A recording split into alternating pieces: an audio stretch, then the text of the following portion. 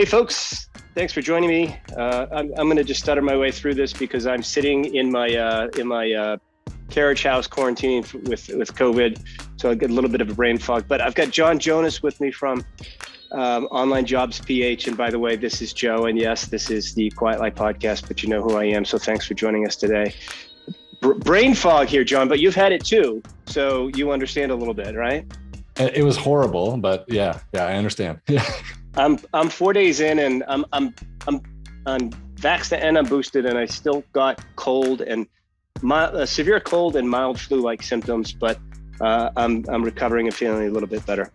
But we don't need to talk about me and what's going on here. VAs, this is something I've had a challenge with. This is something where you're an expert in, but I don't want to try to recount your bio here. Can you tell the folks listening a little bit about what you do and your history and background? Yeah, so I own a job board for the Philippines, and it's like kind of like Indeed.com, but just for looking for virtual workers out of the Philippines. I don't find people for you. I don't know someone that you could hire. That's a super common question. Hey, do you know someone that is really good? I don't, because if I know them, then that means they're working for me, and they work for me full time. So we just own this job board where there's almost 2 million Filipino profiles, and basically, like any skill that can be done online, you can find someone in the Philippines to do it. They're very affordable. They are talented. Still need to provide training. It's part of their culture. Is even if you're an expert at something, you're still going to get some training from your employer. I have 38 full-time people in the Philippines that work for me, and it's amazing. Wow. So is one of them in charge of the other 37, or is that something that you do? So that's an interesting story. The very first person I ever hired was in 2005, and he still works for me today. And about a month ago, I made him the OnlineJobs.ph general manager. So now he's overseeing our software, our design, our QA, some of our marketing, which is super awesome. And it has allowed me so much freedom. And which that's kind of one of the things about why this is just for the Philippines, because they're super, super loyal when you hire someone. And as long as you treat them well, of course, they'll never quit working for you, which is really, really amazing for small business owners. So yeah, I have someone that manages a social media team. She's in the Philippines. She started doing the social media. She said she needed help, so she hired someone else, and then she hired someone else, and then I think she hired a third person. I have someone that runs our ads stuff, and she manages an ads person and manages creative people. My business partner is the only other person in the US that we have, and he manages all of our customer support and admin staff. So it's all there. It's all good. So I love the fact that it's described as what it is, which is an online jobs board in the Philippines. It's not you're not an agency, which is great. It's a funny thing, I, for the first time in my entrepreneurial career, have virtual assistants. Well, Filipino virtual assistants. I guess I technically had. Does this count as a VA if I had? I guess she was a contractor. I was in North Carolina and she was in Texas. That's virtual, and she was my assistant. Yeah. Right.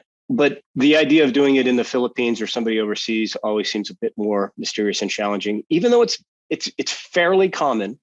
But someone like myself resisted it for a very long time. And now I have two folks. One, he's 28 years old, has a degree in economics, works for me full time. He works the night shift so that he's on my day shift.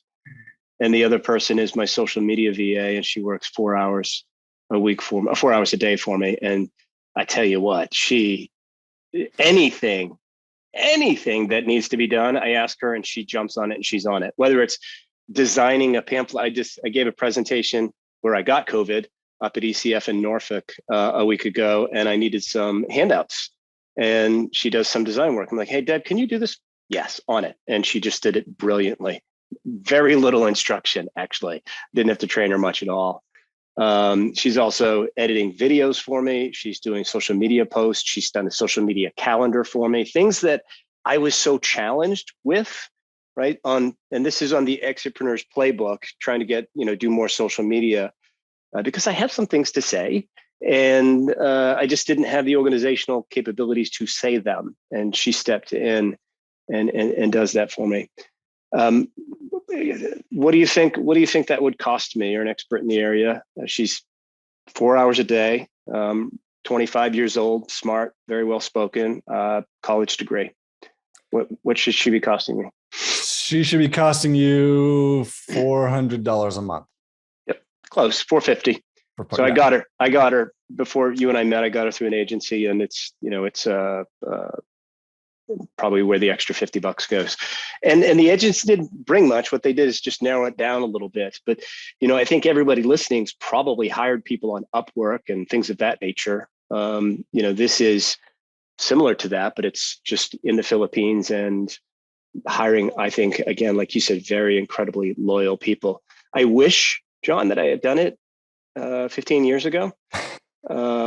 We've got a ballooning staff here at QuietLight, and sometimes traveling to events is very important. A group of folks were just at the Prosper show, and I didn't go, but Mark was there. He said it's just incredible how dedicated they are to representing and building up our company. So that's a challenge, I think, right? The Filipino folks are not traveling for most of the people that hire them, correct? They're just working remotely. Right. And what about the working hours? This is something that was, sort of a new concept to me, that my guy Jan would be willing to work his night shift to be on the day shift with me. Is that fairly common, or is How long has he been with you? Start with it? Yeah. Eventually I figured I'd get him shifted over. He's only been with me for 2 months. Yeah. Okay. So it is super common for people in the Philippines to work the night shift. There's tons and tons of call centers there. And so they're obviously working US hours.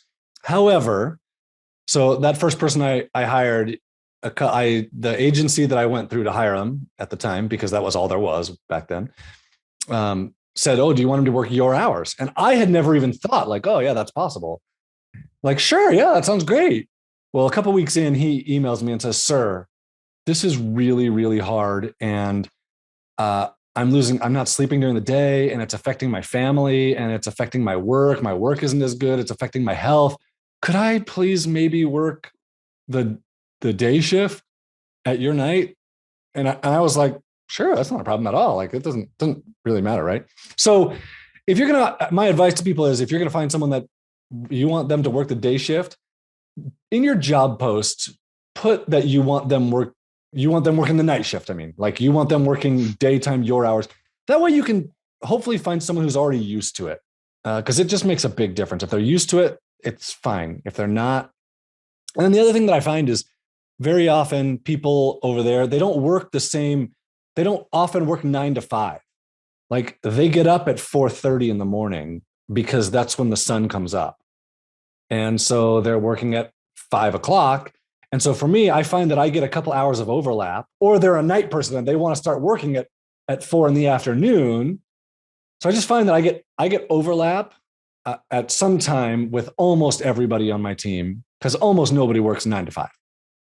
That's incredible. Tell me about the educational aspects of the Filipino VAs. What are you seeing in terms of higher education, and how good is that higher education, and what do they bring to the table to, let's just assume, US employers? So they have primary school, like elementary school, and kind of like a middle school. And they have high school, which is like ours. And then they have university. And in the Philippines, a university degree is much, much more highly valued than it is in the US. Like, we value it and it's important, but over there, if you don't have a university degree, you're worth nothing. It's so interesting, the cultural piece of this.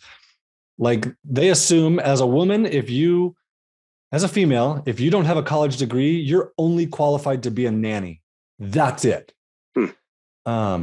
You can make $175 per month for full-time work. That's all you're qualified to do. So basically what you're going to find is almost everybody has a college degree, and it's a legitimate 3 or 4 year college degree, where they also usually teach skills. Like usually colleges will require a class in Photoshop, so that they're prepared to do some. Everybody thinks they're a graphic designer in the Philippines because they've taken a Photoshop class, right? Yeah. But then you get legitimate designers that are really, really good, right? So yeah, the college education it's definitely there. And so when I started, like there just wasn't all that much talent because they hadn't had the international working experience yet. I mean, this is 2005. Today, there's hundreds of thousands of people with really good online working experience. And online meaning like programming or design or social media or SEO or lead generation or whatever it is, right? E-commerce experience. How do they get this experience? Do they get it through, gaining experience by working for US companies? And do they have training over there that they can get that's beyond, their 3 or 4 year college education? There's both happening. There are, the online world boomed in the Philippines, and people are working at businesses over there that are online or that have online components to them.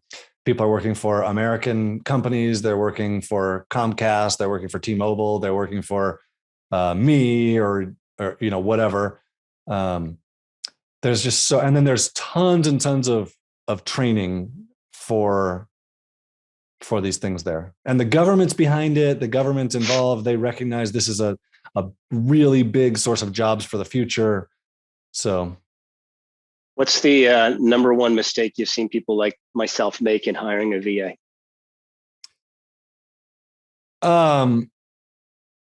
Expectations is the number one mistake. Like you think you're going to find someone that's going to take over your business and do everything for you. You're not going to have to talk to them. It's just not. It's not real. Like this is a human. It's like someone you hire in the US. They're just overseas. Yeah. And that's another big mistake that I see is people assume this is just a robot. They're dumb. They're not capable, right? And in other countries, that's true. Not that they're dumb or they're not capable, but the cultural differences don't allow them to do things. In the Philippines, they want to contribute. They want to be intelligent. They want to help the business grow. They need to trust you. And that's a big thing that employers make a mistake of is you go into this thinking, I don't know if I can trust this person. When the reality is they're thinking that they have that same feeling towards you, but their feeling is stronger than yours is towards them. Like, oh, I don't know if I can trust this employer. I don't know that I can trust him to not embarrass me, to not yell at me, to not fire me. If I make a mistake, then they're going to fire me. And that, if they feel that way, then that leads them to be hesitant, to do less rather than to do more, to try and gain your trust. The cultural response there is to do less until you show that you're willing to trust them, that like you're trustworthy as an employer. That's fascinating. That's fascinating. I just let me interject there because Jan, who may or may not listen to this, I feel like he's a smart kid. I have not given him enough work, and that's part of the challenge I think that people like me have is I have to make the time to find the work to give to him, and then I have to train him, and then eventually, 90 days later, I'll be thrilled. I'm just not even at that thrilled part yet because I haven't found the work or the time to give him, and he seems to be, retrieving within himself and not going above and beyond like I'd kind of hoped he would. And maybe it's because of the culture and because he's afraid to disappoint me or something like that. He's afraid to make a mistake. He's afraid that if he makes a mistake, you'll be disappointed in him. And yeah. And so as soon as you can give him a reason to think that you're going to be happy regardless of what he does. Yeah. He'll probably step up and amaze you. Let me just This is interject. I just want to interject for people that are listening. Like, come on, this is an employee. Why do you have to do that? The reason, the objective, in my view, of doing this is it's a huge value. I pay Jan $750 a month for a full-time job. He works for me 40 hours a week, and I pay him $750 a month. And he has a degree in economics. He's a smart guy. If I were to do that in the States, and we're talking about, an extra $70,000, right? And that's an expense when it comes to what I do in this world that I live in for people that are running online businesses. When they eventually want to exit, that $70,000 is really going to cost them $210,000 to $280,000, 3 to 4 times that amount when they sell their business, because it's an expense. So there's a really strong reason to use the psychological aspect that you're talking about to help them understand them a little bit and make it work both ways. This is good for me. This is therapy for me, because I feel like I'm failing Jan because I haven't given him enough work. And I know that he's trying to be an independent person and grow and support himself and eventually a family as well, which is important for me to understand that. So let me add to what you said, because you said something really interesting, that you haven't given him the work because you have to find the time to do something. So this is one of the biggest things that I see that makes a difference so we've seen hundreds of thousands of employers hire people in the Philippines, right? And hiring someone full-time is probably the number one thing that I see that changes an employer's life. Not because now you're getting some task done, but because it often transitions your mindset from, I gotta work, to, oh my gosh, I have someone that I'm responsible for. They have to work 40 hours a week. I need to give them something to do, which means I have to work on my business for the first time ever for most people, instead of working in the business. I have to create a system here somehow to give them something to work. And it's the first time that people become the CEO instead of just being the grunt worker. And that full-time, you have this guy full-time, and it's amazing to me when I see it. It's so cool. Like people will say like, oh my gosh, this changed my life. I started giving him work. And then I realized, oh yeah, he was more capable. And I started giving him more work. And I realized I had less things. I'd given him something that I was doing. And there's a snowball effect here. But you're right. It takes a change in what you're doing. That was what I found for myself. I took a change in the way that I thought about what I'm doing. Yeah, no question. And look, we've got 25 people that are part of the team at Quiet Lights. And Jan is the first VA. Yeah. I'm not advocating that we're not going to have, and now 15 of those folks are advisors. They're entrepreneurs turned advisors for Quiet Light. So we've got, another 9 or 10 people that are employees, but they're not VAs. And there are opportunities for us as we grow to utilize more VAs than employees in the US, especially California. Never want to hire from California, even though we've got Sam. She's amazing. We just wish she didn't live in California, but it just costs so much money there, and the red tape's crazy. And I'm sure you've heard this before. And everybody that's going, yeah, Joe, yeah, we just hired somebody from California too. I actually advocate when I'm talking to clients, John, if they live in California and they're not planning to sell for 2 or 3 years, I'm like, you might want to move to South Carolina or Texas, New Hampshire, someplace where you're not going to get, pay 13% in capital gains taxes when you sell.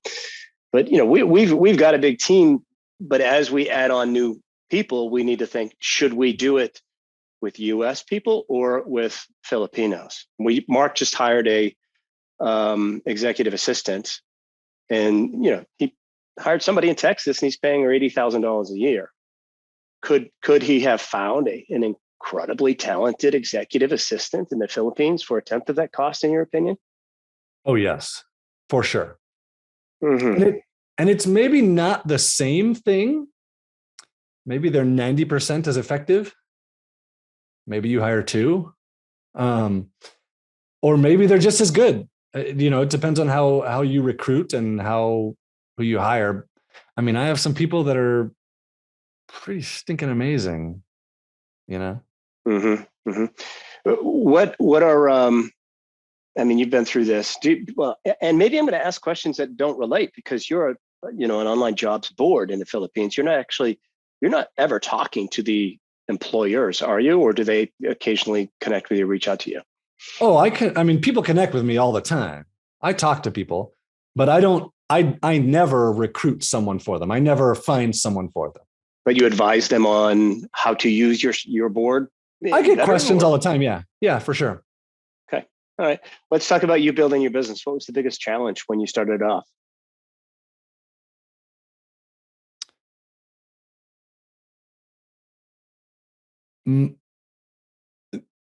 Are there like 1,500,000 of them, or why'd you pause so long? There's a lot of challenges. No, because there haven't been very many. And the reality is the biggest challenge. The biggest challenge for me was figuring out how to get the help that I needed, how to get a team. That was my biggest challenge. Once I figured out that I could build a team, everything just flowed, really. And everything hasn't been perfect. It's not roses, but so to me, progress is a really, really big deal. If there's progress being made, like not that everything has to be gigantic all at once, right? Because it hasn't been. But if there's progress being made, that's such a big deal. And every time I got stagnated, something went wrong, something wasn't right, I knew I could find someone to help me push through that. And I could push through, but I also knew that I could get the help that I needed.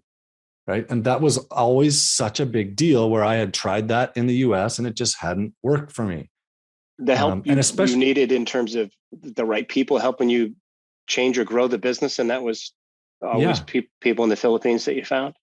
Yeah. And so partly it's been people in the Philippines because we started Online Jobs in 2009 and I want to make sure that I walk the talk. Yeah. So like I've hired copywriters, sales copywriters that, are writing sales pages. I have people writing my newsletter, like that comes from me and people know it's from me and it tells stories about my family. I have people writing my social media. How do you do that? Do they interview you? Do they chat with you, or do they just stalk you on social media and learn about what you're doing? No, because they do my social media. I don't post on social media. They make the social media posts. You approve it. You approve what they say in advance, though, of course, right? I did for a long time. I don't anymore. Right. See, I'm approving what Deb is saying now, but she's coming up with, she's writing things from my voice. So I hear what you're saying. I just have to tweak it a little bit. And over time, she'll be smarter about what I want. You just get better and better. Yeah. There was a game changer for me was putting a quality assurance person in place where like the person doing it is doing it. And then someone else, there's another set of eyes seeing it with, both of them have perfect English, but maybe she got lazy, like she didn't proofread it. He does. And it just is really, really good, What do you use for, the ability, project-oriented stuff? We use ClickUp here at Quiet Life. Do you use any tools like that to help communicate with I think you said you have 38 VAs now, right? We use Basecamp. You use Basecamp. Okay. Yeah. All right. And you find that allows them to communicate incredibly well. Project-oriented stuff flies through pretty well. So good. It's so good. And there's two things in this that I want to talk about. One is empowering them. So you're a long ways into this, right? I'm guessing that a lot of people listening to this aren't as far in as you or as far in as I, right? You got 25 people. Yeah, right. So a lot of people are, but a lot aren't, right? They may be solopreneurs out there that are thinking they could use some help. I'm grinding it out every day and I just need some help. Or they could be like Mike Jackness was once upon a time, who is a former client of mine, also a podcaster. I was having dinner with him in Texas and he's talking about how he went into the office in San Diego at 10 a.m. and his 6 employees all gave him the stink eye because he dragged his ass in at 10 a.m. right? When they were there at 8. I'm like, why are you paying them to give you the stink eye? Why don't you just hire And I didn't know what the hell I was talking about, John. I knew that everybody, a lot of others were doing it. John, he's got a team of like 12 VAs now, no employees in San Diego whatsoever now. So it's one or the other. Yeah. Somebody that has a big team like he does, or someone wanting to do it for the very first time. And it's really those first timers that I kind of want to speak to here, because yes, I've got a team of 25, but I know that others like yourself are saving a fortune by hiring Filipinos. And it's not just the savings, you're also gaining an incredible amount of loyalty and finding incredibly talented people as well. Okay, so I have two things. In terms of like the project management and how you're able to manage, I'm guessing most people know of like Zoom or Loom or Snagit. Yeah. Like a screen capture software that lets you talk through what you're seeing on your computer is such a big deal in a virtual relationship. When you're not working in the office with someone, you can't go over and point at things like, oh no, let's do this, then you just record your screen. That alone like changed my ability to manage 3 people to 30 people, because I can talk through stuff in real time. There's no distractions ever. That's a big deal. So Snagit or Loom. And then from someone who this is your first virtual hire, right? So here's my best piece of advice is hire someone to do something you know how to do. Most people want to give the advice of do what you're good at and outsource everything else. And what that leads to is, unless you're like exceptional at hiring the right company to do whatever that thing is, and even then, there's still like internal things, you end up working your 50 hours a week, and then you end up managing those other things that you don't know how to do, and you're not very good at managing them because you have no idea how to do them. So my advice is hire someone to do something you know how to do first. And get that thing either off of your plate because you're doing it, or you're not doing it and now you're accomplishing it because you know how to do it. It makes it makes the hire easy because you know what you want done. It makes knowing the skills you're looking for easy. It makes giving feedback easy. It makes giving training easy. It makes the outcome easy because it makes the whole process easy, right? And then you get someone like, I think Jan is your girl. Jan. Yeah. Jan's the guy, Deb is the girl, actually. Deb. Then you get someone like Deb because you've been able to put some stuff into working with her, and you feel like dang, she's amazing. Because you put some effort in. Yeah, and Jan, to his credit, it's kind of funny the things you're saying here, because the one thing that he's doing incredibly well week in and week out is the one thing that I knew inside and out and taught him how to do. So you're preaching to the choir here. It's off my plate. It was a pain in the ass for me to do, John. It took me anywhere from 2 to 4 hours a week to do, because I was often interrupted and distracted while doing it, because it's just a task I had to get done for a weekly meeting. Now it's in my inbox Wednesday morning, all the reports, everything I need to know for that meeting, and he does it for me. So saving up an incredible amount of time. Such a big deal. But you're right, to the point, it's something that I knew how to do very well. So I need to go back to my list of things that I know how to do very well, that I do on a regular basis, and teach Jan how to do those and get them off of my plate. Yeah, totally. Good point. So here's a kind of a recent story for me about that. And just so people have an idea. So to me, in my business, content creation is everything. And I think in a lot of online businesses, content creation people have said this for years, content is king, right? If you can create content, you can drive the market. And for a lot of years, I just created kind of crappy content. I created videos sometimes, but that was about it because I hate writing. And then one day, Russell Brunson's a good friend of mine, and he convinced me to start a newsletter. And I was like, okay, fine. So I start writing a newsletter. I test it, and I end up 4 days a week is about right for my audience. And it's taken me like 2 hours a week to do this newsletter. And then I went to one of my VAs and said, hey, I want you to start trying to write this. I'm going to send you a whole big thing.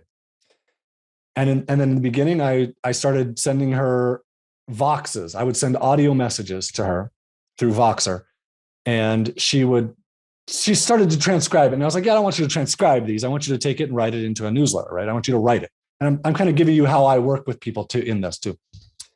So she starts writing these things and then sending them back to me. And I was like, okay, like let's modify. I would edit it. And then she got better at it, right?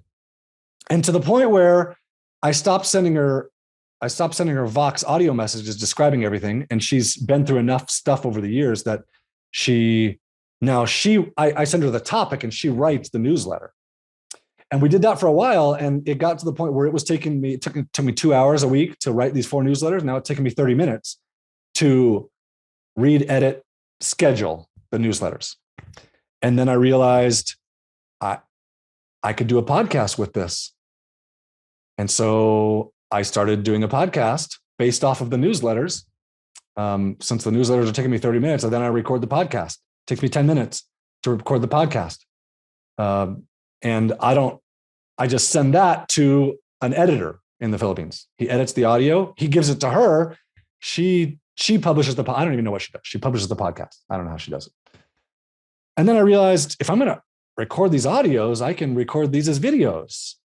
I just sit in front of a camera. So now she got better at writing the emails. It takes me less time, less than 30 minutes. I get a video for YouTube, which is edited and published. I get a podcast episode, edited, published. I get a newsletter. I get a blog post. All 4 of those things happen. And all I do is read the newsletter, maybe edit a little bit of it. I record a video, an audio comes out of that. It takes me half an hour a week to do those 4 things. Yeah, 4 times as much work. And it's a fourth of the time that you used to do for just the newsletter. And that content creation, it's incredible what it does for growth. Yeah, no, I totally agree. It's huge. It's amazing that she's able to write for you. Okay. Because content creation has always been a challenge here at Quietly. Because our work, look, this is what everybody's going to say. Our content, John, it's very technical. It's about buying and selling businesses. It's very complicated. You can't really write about that unless you know about it. I'm full of it, aren't I? It's amazing, man. Like, I mean, I bet I would be willing to bet someone could go through your past content and get enough of like, oh yeah, we can reuse this and this and this and this and this.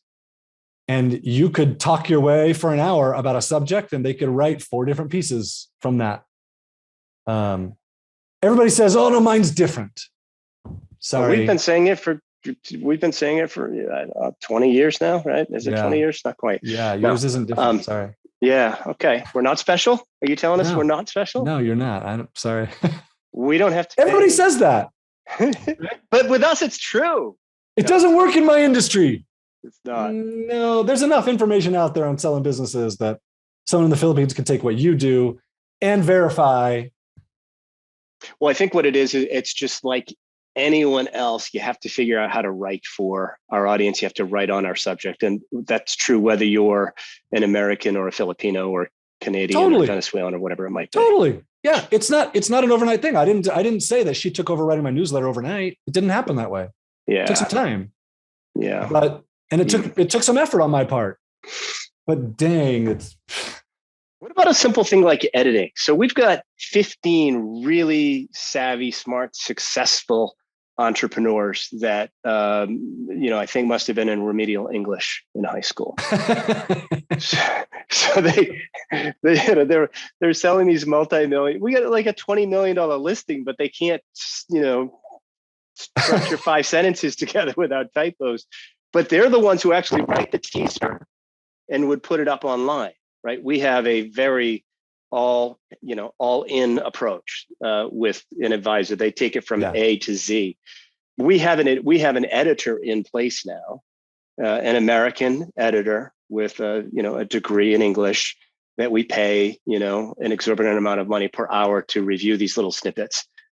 Easily outsourced to somebody in the Philippines. So easily. Okay, so listen to this.